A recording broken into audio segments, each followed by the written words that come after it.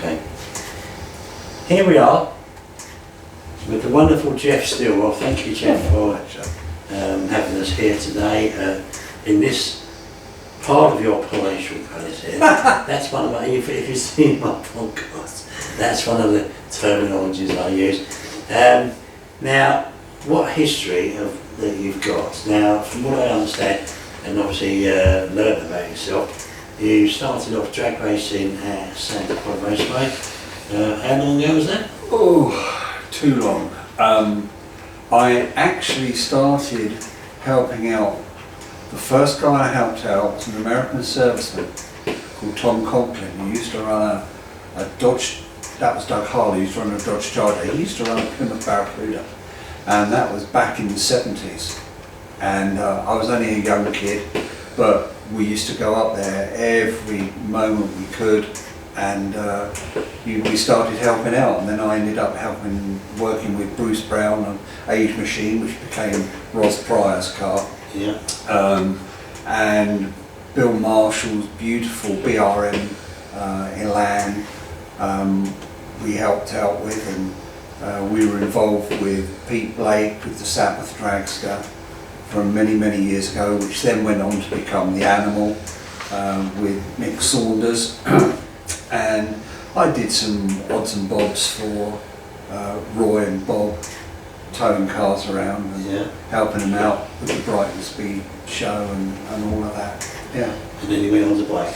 Yeah, so basically what happened was I worked for a syndicate in Lloyd's in insurance, and we decided that we thought it might be a good idea to do bike insurance, and we became a Kawasaki K cover at the time. And we thought it was a great idea, and I did too, so we managed to get a hold of a Z1R, which was then we took it to Alan Nash and Graham Nash, which was North Coventry Kawasaki, and they converted it into my pro stock bike. Nice. So we ran that, and as a result of that, we became good friends with Boa Proctor, Jack O'Malley, Superbike Mike, Vans and Hines. So we did that, and Graham had the lay down funny bike. I forget the name of it, who made it, but anyway, yeah, good times. Yeah, so where did you sort of come away from bikes, and at what level did you pull away? 83, the Transatlantic was my last race, and what had happened was that we, Elmer Trepp, I think Elmer Trepp was at Boa Proctor anyway, they were over, and we were running pro stock, and I'd had some issues with the motor, and we just couldn't figure out what was going on with it. And Superbike Mike Keat rode it, and he didn't go any faster than me, but we had an issue, there was an issue there, and I thought, you know what, I'm chasing my tail here.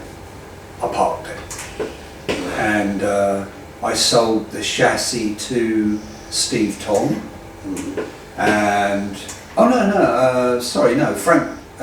Phil Brattvogel, and the motor went to Paul Mayhew. Oh yes, Brattvogel. Yeah. So there was that, and I was still racing, I was still going, but I wasn't really doing anything. And I didn't have the oomph to go and do it. I got not bored with it, but it was just so much commitment, and everything was going on. You know, family comes along and all that jazz.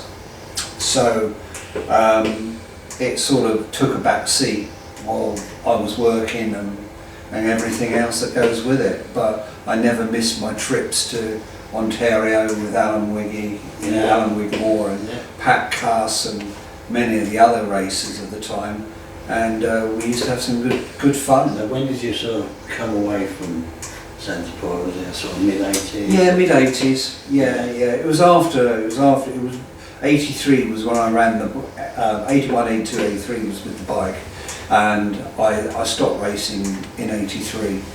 Yeah. So basically, from then onwards, you decided that obviously you was doing your work and your jobs and everything, the insurance and everything else. And then you decided that you eventually wanted to move over. Yeah, well, in between, of course, all of that was I was still very good friends with Stu Bradbury. Yeah, and Stu and I, he had by then created the Hall of Fame, and sort of we got together and we started thinking, you know, look, this is a good, you know, bit of fun. Let's go for it, and that's when it evolved into what it is today. And then obviously the alarm and everything. Yeah. So we were all involved in that, and but really, how the Landspeed came about was that I was presenting Ron Hope with an award at Hall of Fame dinner, and so I gave him this award, and Ron stood up in front of everybody and said, oh, by the way, Geoff's driving one of my Landspeed cars next year. I went, huh? What? And he said, yes, you're going to drive one of my Landspeed cars. So I thought, how much is it going to cost me? So we had a various exchange of emails, and he said, all I want you to do is turn up. So we'll look after you. And so we booked our flights to Bonneville, and ended up getting my licence. Wow. And I drove, I actually drove Diane, his wife's Landspeed car, to get my licence. What do you have to do on the licensing? Oh, it's very different nowadays. But it's actually quite complex with Landspeed, because you can't just turn up, get in a car and drive down the track like you can at Santa Pod. In Landspeed racing, one, you have to do your bailout in full equipment. When it's 40 odd degrees centigrade, you know, it's fairly toasty. So they strap you into your car, they shut the door, or in my Landspeed car, and they go, right, you're on fire, get out. So you have to talk through what you are doing. You're hitting the bottles, or your parachute bottles, engine off, stop, and then get out. And you have 15 seconds to get out. So on the basis that you can get out smoothly and everything, and go, right, you've done that bit. The next bit is you then go across to what they call the rookie course, and you have rookie orientation, which means they drum into you the processes of actually driving down, whether it's Bonneville, whether it's El Mirage, doesn't matter where it is, everyone has to do it. And one of the key things is you have to walk the track. So you have to understand how all this stuff all connects together. So if you make a mistake, you know, or if something happens, your car's on fire, whatever it might be, you know where to go. So it's always left to the fire truck, right to get off the track. You know, if you're all okay, it's there, and then you come back, or whichever the route, whatever the map says you've got to do. So you go through that, and then on your first run, you have your rookie run. You're only allowed to do between 100 and 125 miles an hour. So, which with 7707 was virtually non-impossible, because it's 5,000 horsepower engine, you know what I mean? So, but when I did mine in Diane's car, I did 117, I think it was, on my first pass, and then, so that's your basic license. So then you have to upgrade it to 150, between 125 and 150, and then 150, 175, 175, 200. So every stage you have to get your license signed and approved by the chief starter. So now, if you're wanting to go up to 300 miles an hour, have you got to re-license again? No, what happened, well, yeah, I'm already licensed, not for unlimited, but I'm licensed to go to 300. Now, if I do go over 300, I take my ticket down to the chief starter, and assuming that he was happy with what I did, I get signed and I get an unlimited license. And in this country, I will be the only other person with an unlimited license. Wow. The only other person who's got one is Andy Green. Wow. And that's he was the with Thrust. He was the and he also drove the Bloodhound as well, wasn't it? Yes, but Yeah, and he also holds the class record in the the JCB diesel streamliner, which he went. So if you look at the guys that have gone over 300 miles an hour, Cobb, Campbell, Seagrave, and the other Campbell, and then you've got Andy Green, and then hopefully, fingers crossed, me. Now, when you're going to, obviously when you got this bus for doing it, you got involved with Bob Moraviers and Bill Schultz and Sparky, and you got involved with those, and then you decided you wanted to buy one yourself. Well, or was it joint effort? Well, what happened was that I'd driven Ron's Sunscar 7551, and while I'd gone 195 in that on the salt, and it's a real buzz, and as Ron warned me, he said, you'll get salt fever. He said you can never ever get rid of it. It's so addictive, and it is addictive. And so what happened was that at the time, Carl Olson, who I was good friends with anyway, Carl said, look, would you be interested in taking over their car, the Cool and Olson car, 7707? So I said, oh yes please.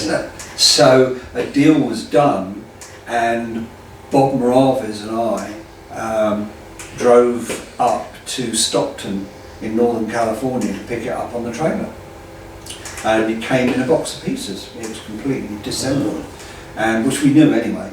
And we got it back and we put it into Bob's garage at his house in Burbank, Hollywood. And that's where the car was reborn. And there was Bob, Schultzy, Sparky, Altique was on it, Iski was there, Carl Olson was there. We were putting this together, and how we did it to this day I don't know. And bless Bob put in so many hours, as did Sparky, as did Schultzy. But we put this little old car together, and it was a very basic setup, and I don't know, a lot of people don't realise, but Mike Cool built marine engines for powerboats, and Cool Marine. So the setup that was in 7707 at the time was basically a Keith Black block running methanol with a baby 671 supercharger on it, basic injection, and had an on-off switch, obviously a fuel shuttle, and that was the car. And the car went to 233. I think it was the most Carl ever did out there. But Mike developed dementia and was pretty poorly, and Carl always said that he would never drive a car without Mike being there. Mm-hmm. And so this deal was done, and we got the car and we put it back together. And where you went on to your clone? We then, in 2018, we put it together, towed it up to Bonneville, and we set the record for the class at 2:58 on the 5th run. It was, stuff movies are made of, really. It was pretty cool. Tony Betts was there. Was he? Yeah, Tony was there. So what happened was that on the final run, I kicked the rods out, and we thought, ooh. And by then, when we then got it back to LA, we had another thorough look at the car, and we discovered that it had probably seen better days, bless it, and we thought we ought to retire it. And so we then, and also what was a major factor on it was that we couldn't get Keith Black parts anymore. You couldn't get a Keith Black block, and the way the car was constructed, it was just impossible. So thanks to Tony Thacker, thanks to Nick Jenkins of Mix Paint, and a guy called Kiwi Steve, who was the chief tech guy of the SCTA, we took the original design and we improved on it, and we just built a new version, but a longer version of it to take, to be able to take a big blown Hemi. Nice. Yeah. Nice. So currently the car is basically, it's a detuned top fuel car with a Brad Anderson top fuel engine. And what's the sort of horsepower on that? It's about 5,000 horsepower. Alright. Yeah.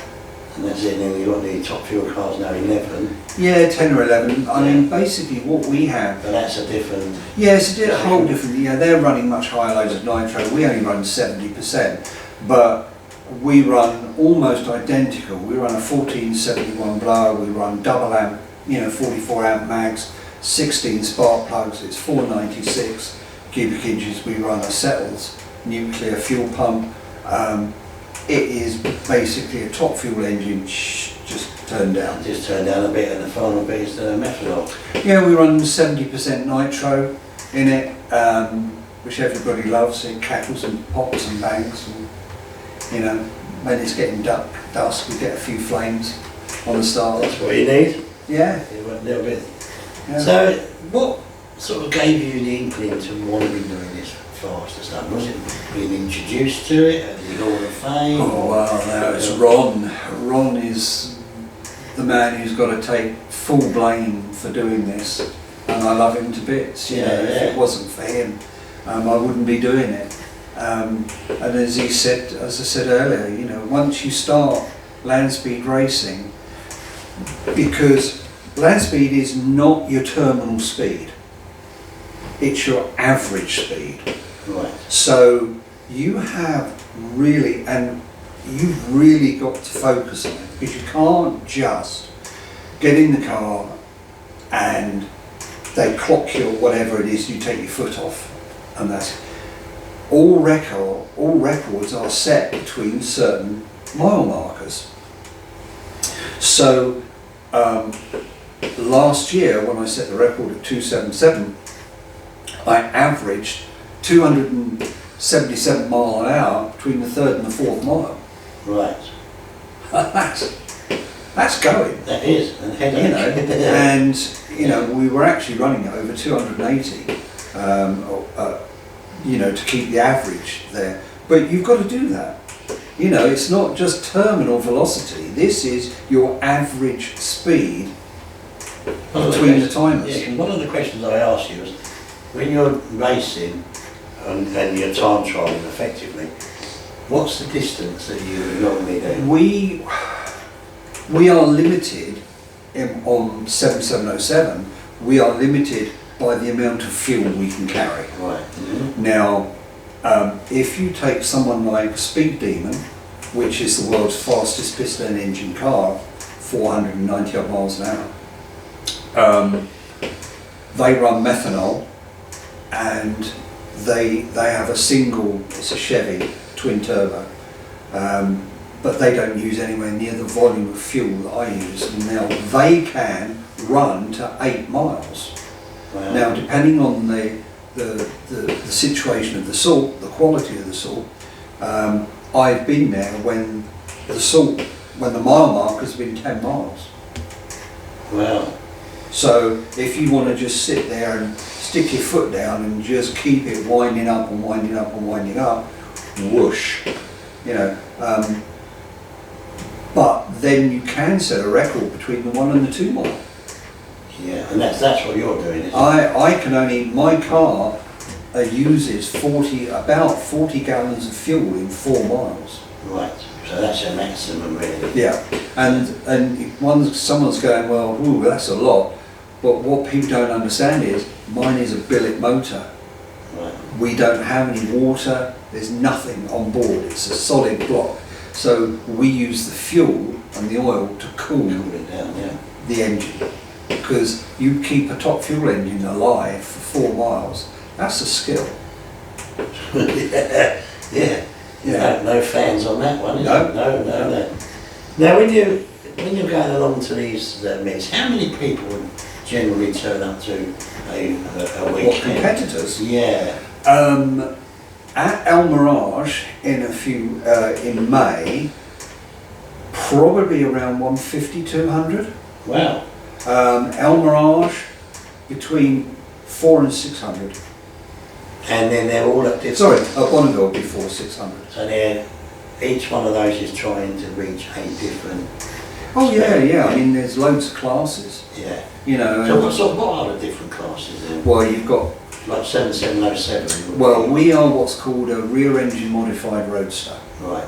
Okay, so you've got the Roadster class. We are A class is the engine, B is for blown, and then rear engine modified Roadster. So that's because we've got the 27 Model T body behind me. Yeah.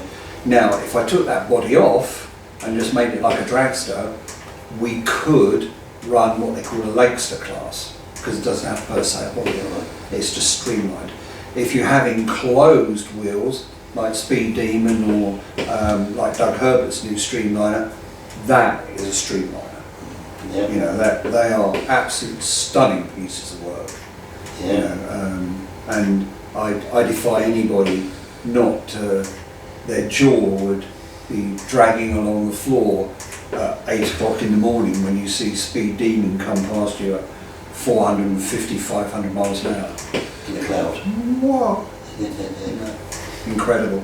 Yeah. Absolutely. So that could be a really busy weekend. So like yourself, when you I was talking to you previously, you have to take a whole vehicle entourage with you. Yeah.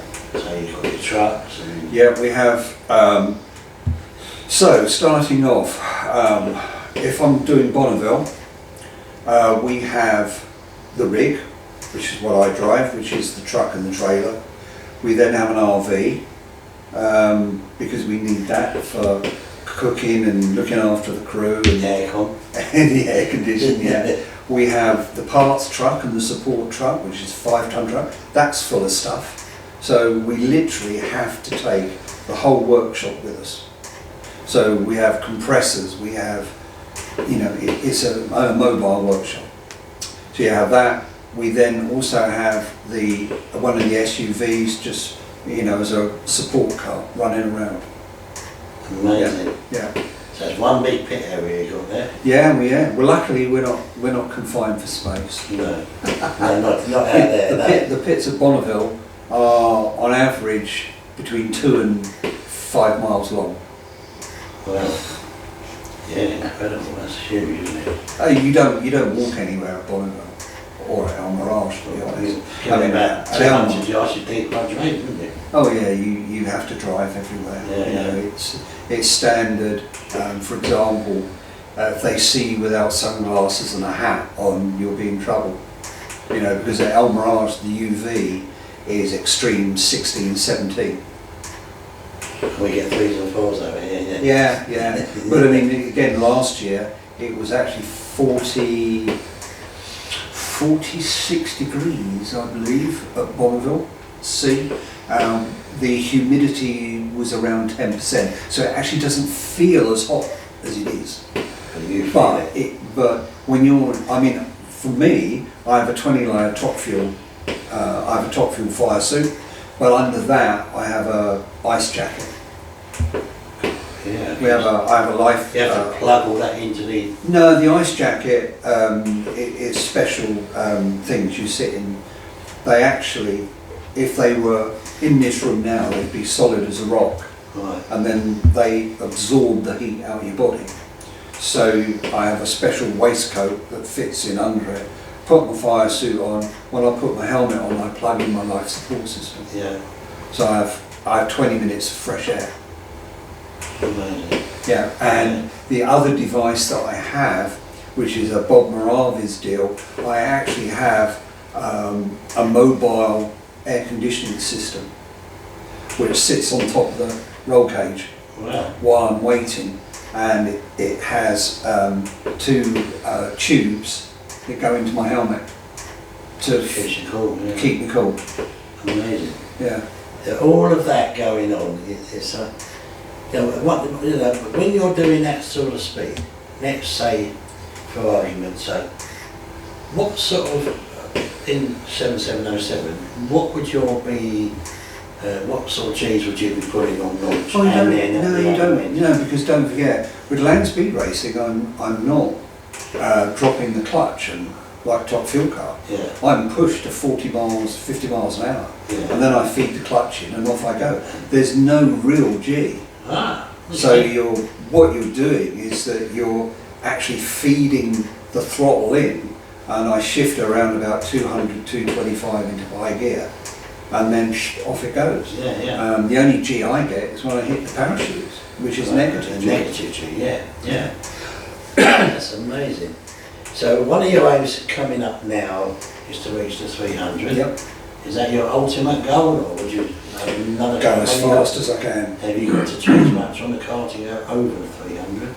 No, the car has always been set up for 350. Wow.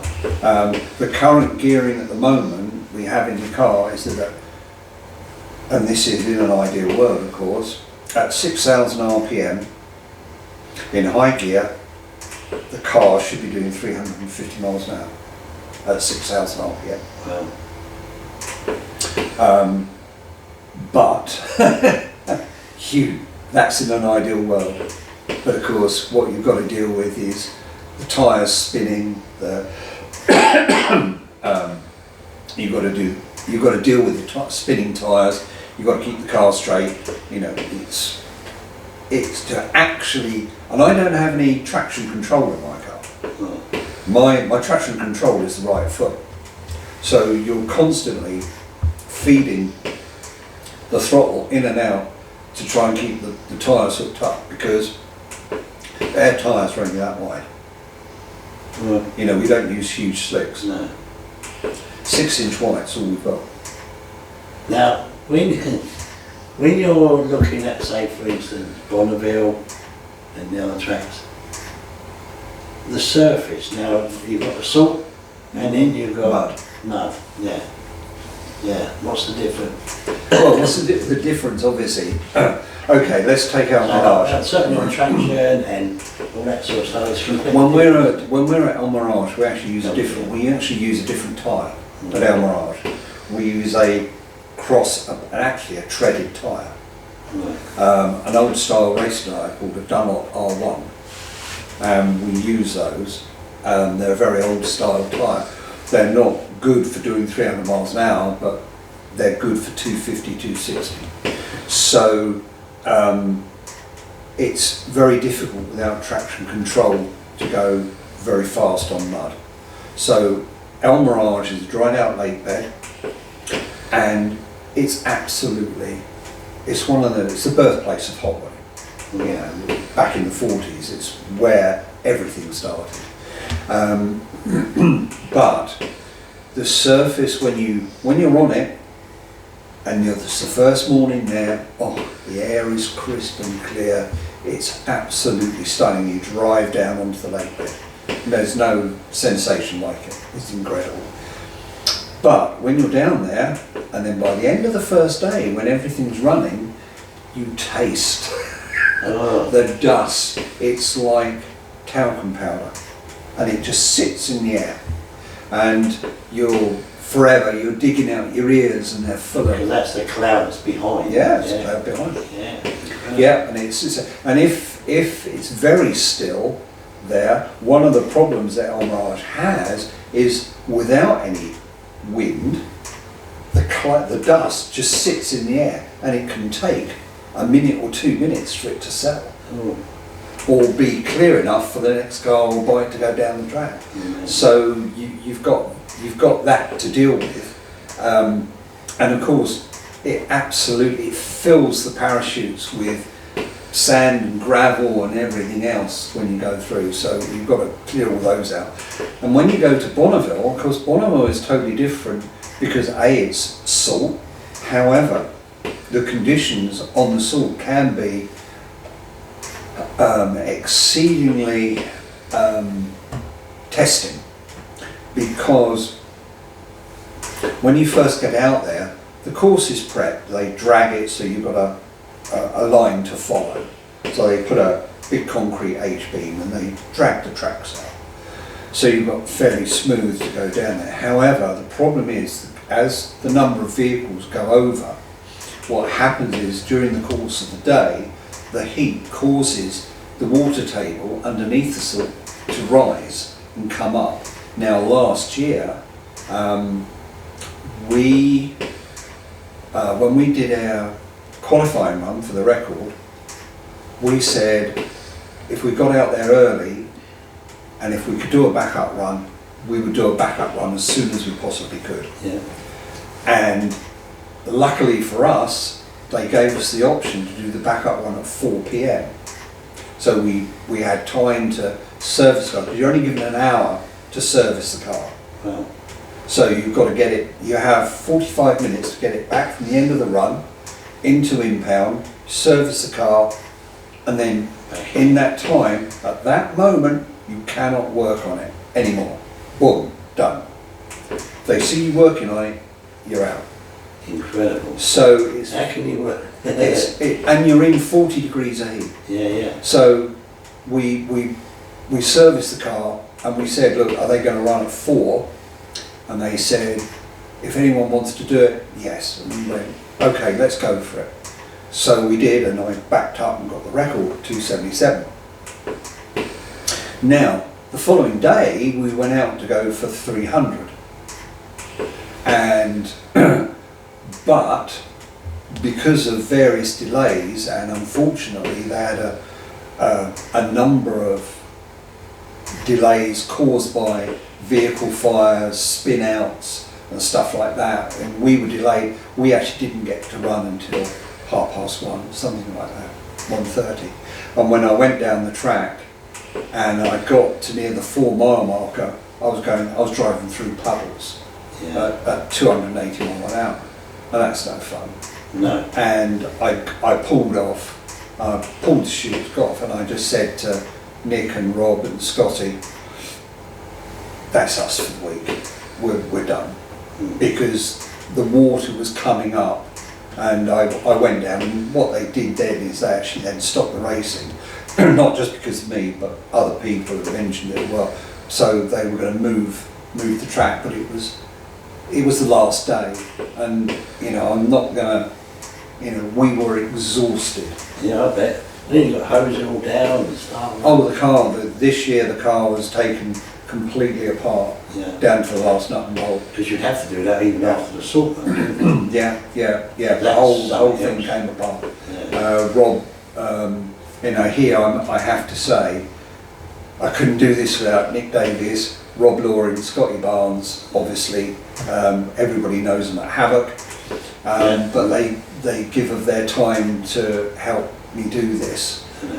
Without them, we couldn't do it. And then in addition to that, we're lucky we have the local sheriff, Scotty Campbell, who works on the car as well, Paula Rivera, who some people may have seen on the videos that they've been doing stuff, and of course Tony Thacker. A lot of this, he looks after everything over there for me, I just couldn't do it without them. And now you've got, could you, circumstances and everything else, could you do the 300 and then back it up 350 this year? Is it possible? Oh yeah. Yeah? Oh yeah. I mean, we did make some minor changes to the car. We were running a setup on the car which was causing the car, when I shifted, to move sideways. And we've made some changes now so that when I shift, it did last time I drove it, so it should stay nice and straight. Nice. Yeah, so somebody will see in the videos that are out there, you know, the car's doing this. Unfortunately, that's right foot, and it was the setup that we had that was causing it. So I couldn't control the throttle well enough to stop it doing that. Well, now we've changed that whole setup, and now it's a lot easier. Yeah, it's a lot easier to drive. Yeah, definitely. Yeah. That is the trick with Landspeed. Is making sure you're comfortable in the car, making sure that everything is there, that you've got everything that you can do, and you're comfortable. And your visibility for the horsepower. I actually work on looking at the tyres. I like to see where the tyres are. I see the top of the tyre. I can't see the front, obviously, but I look at the right hand or left hand tyre, and I follow the flags down the track. Amazing. And yeah, last year I did hit a flag, and it went through the body. Wow. There's only a bit of plastic, but it went straight through the side of the body. Wow. Yeah, that one did a bang. I bet. Frightening? No. As soon as I just couldn't pull the car across. Bang! Yeah. You know. Don't do that again. No. Do you know what? This has been incredible conversation. You know, people don't realise the effort and everything. Not only in the world of drag racing, whether it's here or in the United States, but this is something exceptionally it's amazing. Yeah, I tell you what, for anybody that's looking at this, please do El Mirage or Bonneville, put it on your bucket list. Don't leave it, because there are no two vehicles the same. There is nothing the same. And my dear friend Charlie Davis, he's got a streamliner that he's built. He's got a Hayabusa D-stroke 750, D-stroked it to 600. It's a 250 mile an hour streamliner. That's mad. On a little 600cc. And it's absolutely stunning. And then at the other end of that, we've got Doug Herbert, who's got twin V10 Dodge Vipers with twin turbos on each one, and he's going for 500. I was fortunate enough to meet Doug when he came to Central. Yeah, he's a good friend. What a great bloke. Yeah. Really nice, You know, he's great. But there is nothing like. They often say that the salt flats are probably one of the 7 wonders of the world, and I would have to say, because when you're standing down at the start line and you're looking down the track, what you can't see are the flags at the 4, 5, 6 mile marker, because you've got the curvature of the earth, and then you've got the curvature of the earth going that way and that way.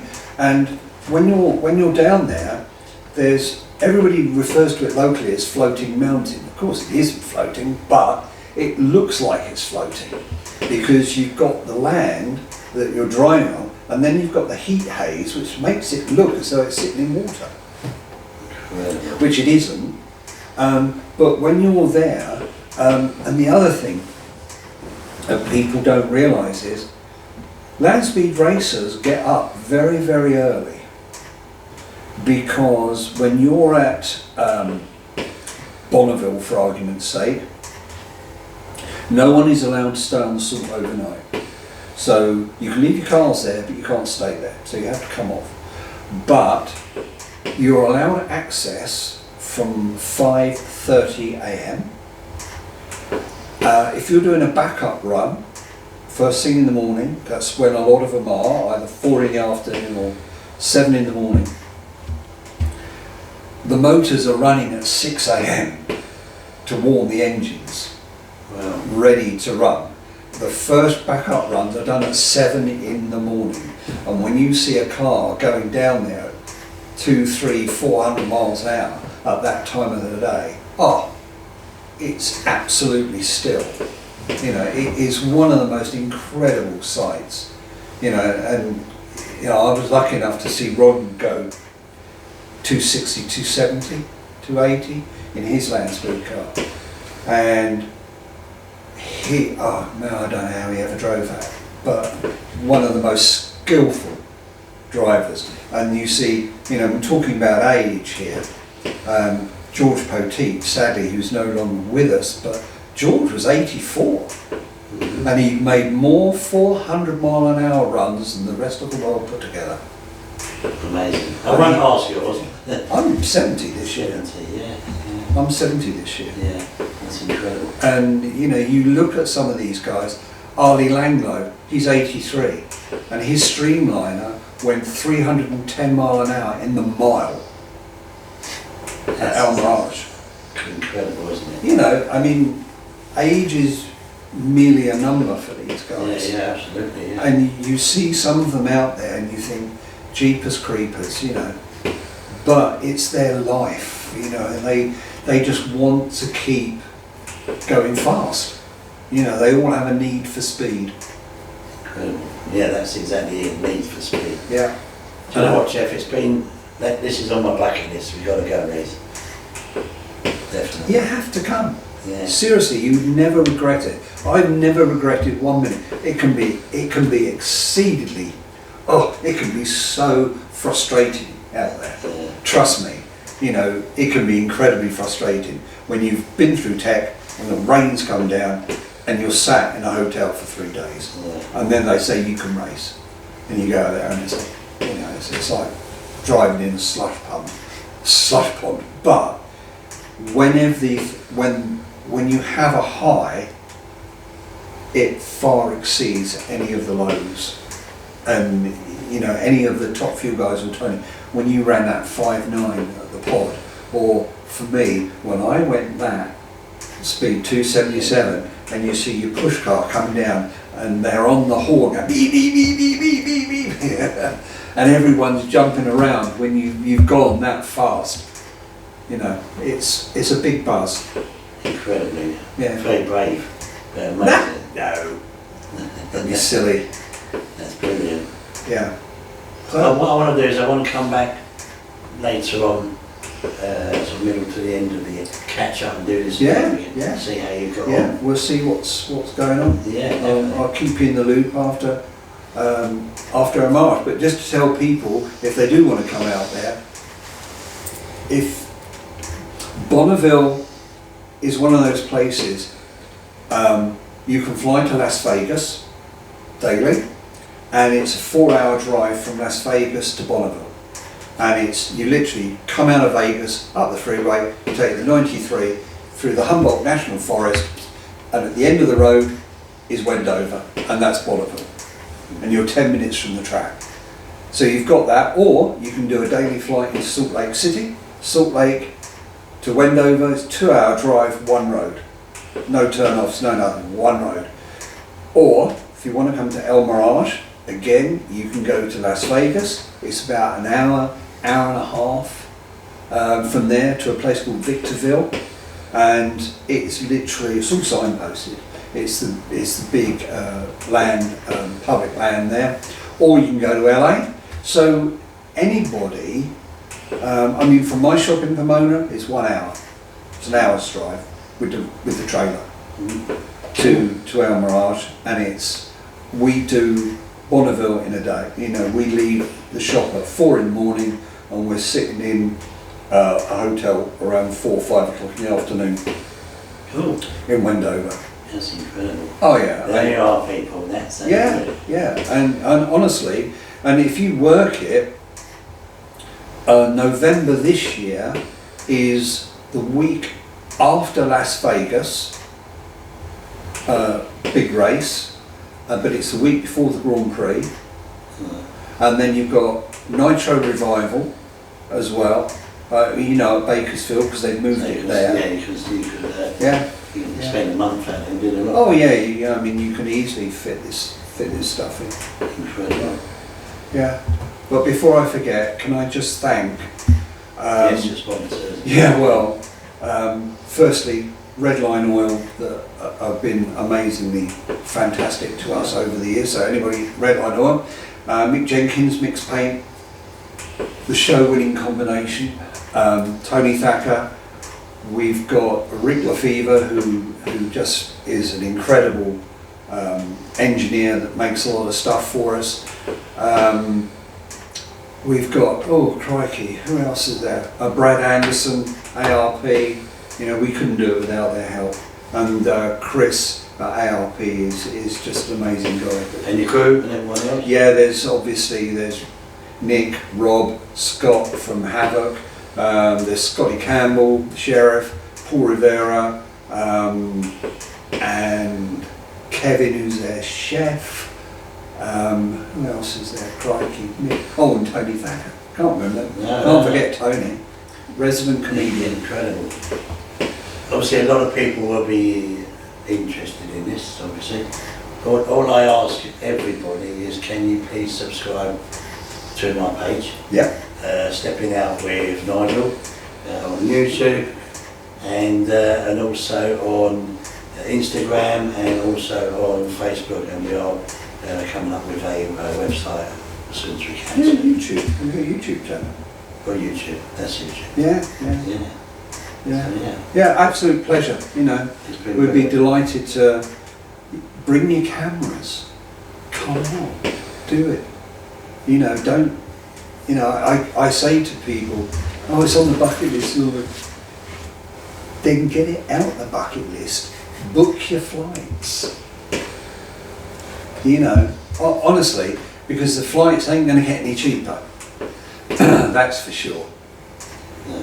And you know, do it. Actually, you know, Stuart came out with an air ball. Did he? Yeah. Incredible. Yeah, he was on the plane. No problem. I don't have problems with the plane on it, do I? Well, as long as you got your you know, I've got plenty of oxygen. Absolutely, yeah. we have divers tanks full of the stuff. Yeah. You know, sitting in the, you know, that's what I use for my life support system. Yeah. So I actually have in the front of the car a tank, and we fill up with fresh air, and that supplies me. But we use divers tanks. Wow, incredible. Oh, it's a trick old car. Yeah. Yeah, it's got lots of little gadgets on it. Yeah. Amazing. Thank you. Yeah. All right, pleasure. Superb. Shall we go and have lunch? Yeah. So no, that was it. Incredible, mate. Pleasure.